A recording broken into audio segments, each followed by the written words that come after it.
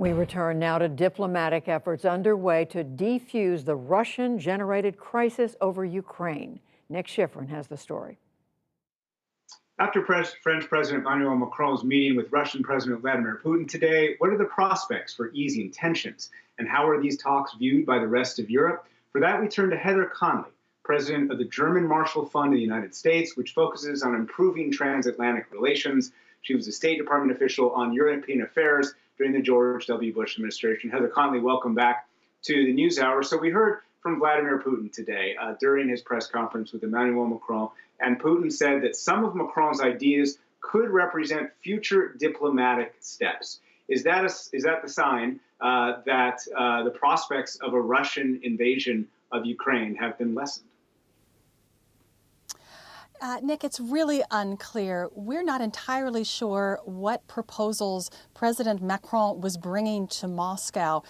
He said in an interview before his departure for Moscow that he was looking for a so-called new balance between sovereignty and peace.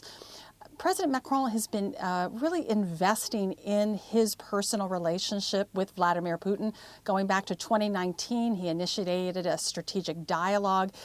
He also is about to run for re-election in April. So President Macron sees a very unique opportunity here to promote a European approach to this crisis. He has been, I think, very disturbed that the United States and Russia were seemingly to manage European affairs over his head, over European heads. So this was a way for President Macron to go directly to Moscow, use that investment over the last several years. But he seems to be very interested in accommodating Russia's concerns about its security guarantees. But he walks a very delicate balance because he also travels to Kyiv tomorrow to talk to the Ukrainian government, but he can't sell out Ukrainian sovereignty. So unclear what those 5 hours of talks produced, but it is clear that Vladimir Putin would like to tease this out. He continues to escalate and flow forces towards the Ukraine border to apply pressure on President Zelensky and his government. Meanwhile, he's trying to tease some divisions within Europe and, of course, potentially some transatlantic divisions if President Macron creates a proposal that, in fact, can't be accepted by other members of the NATO alliance. Okay, well, you just suggested yourself that Macron feels like the U.S. has gone over Europe's head and that he's trying to, quote, accommodate Putin. That is not what the United States wants right now. So is this moment a moment actually of transatlantic division, of Macron freelancing? Well, again, we don't have privy to that. We know President Macron did speak with Joe Biden yesterday before his trip, so hopefully there was some conversation. We know certainly that the White House is very interested in de-escalation, in diplomacy. President Biden certainly reaffirmed that after his meeting with German Chancellor Olaf Scholz. So this is certainly a moment, but again, at what cost? And again, we have other European allies, particularly those allies that border Ukraine, border Belarus, that see this increased military escalation.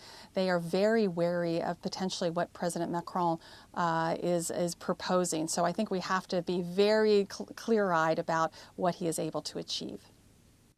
Macron is emphasizing talks between France, Germany, Russia, and Ukraine to discuss agreements known as the Minsk Accords from 2014-2015 that focus on trying to reduce violence in eastern Ukraine along the border. And today, President Putin said there was no alternative to those Minsk agreements. So is that format a path toward de-escalation? Well, that has been a format that unfortunately has not produced diplomatic benefits. In fact, if anything, the ceasefire in eastern Ukraine, in Donbass, has been violated every day, repeatedly, since the Minsk agreements were formed. There were some moments of promise of prisoner exchanges, some humanitarian checkpoints to allow citizens to cross between the line of contact. But unfortunately, the the Minsk agreement just really hasn't produced. If anything, the way the agreement was sequenced, meaning that the Ukrainian government has to give greater autonomy, decentralization to the occupied territories of eastern Ukraine, Donetsk and Luhansk. The Ukrainian government has to give them basically a vote, free or autonomy, and then, only then, can other issues will be addressed. This applies enormous political pressure on the Zelensky government, pressure that he might not be able to survive. And this is in part what the Kremlin wants, between the force accumulation on its borders, the covert hybrid activities inside, and applying a great deal of diplomatic pressure on the Ukrainian government. Vladimir Putin's hoping that this government may topple, and then he could perhaps find another candidate that would be much more supportive in Kiev of Russia's goals and objectives for Ukraine. Heather Conley, thank you very much. Thank you.